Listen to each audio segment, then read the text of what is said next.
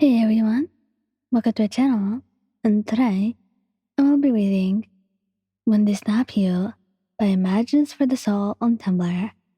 So let's get into it. Bakugou. He knew that he had let his anger get the best of him sometimes, but yet he never really expected it to get out of his control. He never expected himself to let that anger out on you. I feel as though that Katsuki, when with someone he really cared about, someone he was really close with, he would not want to let his anger out on them. And anyway, he has already heard enough of the people saying that he doesn't deserve you because of how angry and rash he is. But when he proves them right, it really does shatter his world. And when he backs off his hand that had struck across her face, Katsuki was immediately apologizing, frantic, holding you to his chest in a death-tight grab. His eyes were wide, and his heart was stunned. How could he do this? How could he let himself do this to you? He had promised himself to never hurt you. And now, here you are. He would keep you against his chest, whether you protested or not wanting to see the hurt on your face, the hurt that he had caused. Blame him if you will, for how cowardly he was. If you said it was alright, he would not believe it. This was in no way okay by any means. He had just hurt you. Nothing was okay. It would be hard for him to come back from doing something like this. And he would probably isolate himself from you for a while before coming back to you. He needed to collect his thoughts. And just so you know, that when he comes back to you, it would feel like you were starting a new relationship with him. In a way, he's just really cautious and careful around you. Way too gentle. And always telling you when he's going to touch you or if he wants to touch. If you were the one mad at him and didn't want to see him after hitting you, he would feel like absolute shit, but rightfully so. And you would think that he deserved that. He had finally crossed the line, finally done something that he would always live to regret. He wouldn't talk to anyone, being silent in class, and around his friends, staring blankly at everything with red puffy eyes, knowing that he had torn his heart apart with his own two hands. Todoruki Shouto.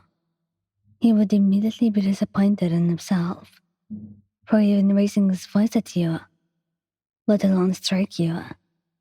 Who was he to make fun of his father and hate him when he was just the same person that he was?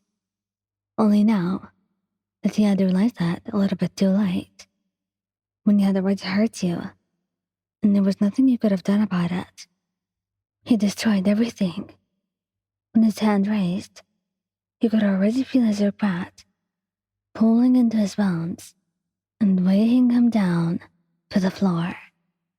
But when his hand actually had struck your face, he reeled back, wanting to get as far away from you as possible, knowing that he didn't even deserve to be with you in the same room. He was horrible. He was disgusting, and it was the very thing that he detested.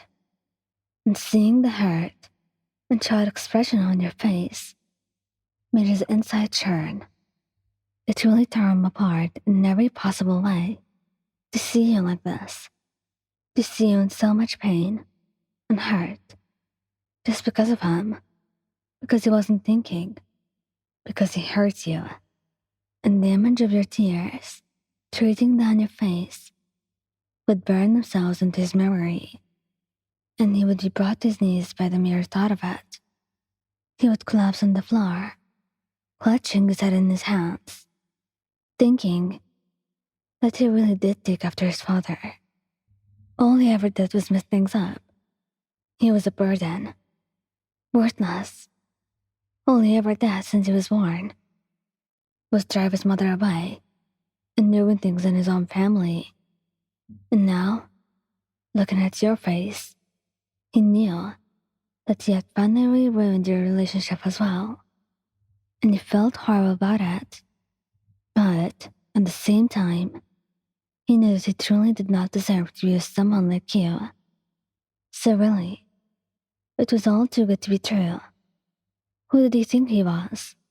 To be with you and pretend that everything was normal. It was already too good to be true.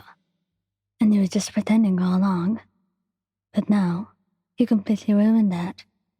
And it had to come to an end. Todoroki would apologize repeatedly for what he had done, but he wouldn't even dare come near you. He didn't know how he would react. And he did not even think that he had enough strength to come closer to you. He didn't know how he'd react. And in reality, he was too fearful that he would hurt you again without meaning to. He really didn't mean it the time he did it. But he couldn't help but feel guilty about it. He still did it. No one made him do it. He couldn't escape the guilt even if he tried. The blame was on him. And the image of you crying would keep flashing through his mind, reminding him of just how close he came to being just like his father, if you weren't even like him completely. He was too fearful that he'd hurt you again, and if you tried to get near him, he would only shake his head, pushing himself away, before he got to his feet and left as quickly as he could. He didn't think himself worthy to be around you anymore. Not now. Not after what he had done. And it would take a few weeks for him to let the matter rest and face you in your own judgment of him. If you didn't want to see him anymore, he would understand. If you wanted to continue a relationship with him, he would be slightly hesitant and a lot more careful around you before returning to his normal self again. Thank you guys for listening. Don't forget to like, subscribe, and comment. I hope you enjoyed listening to this as much as I did making it. Anyway, goodbye.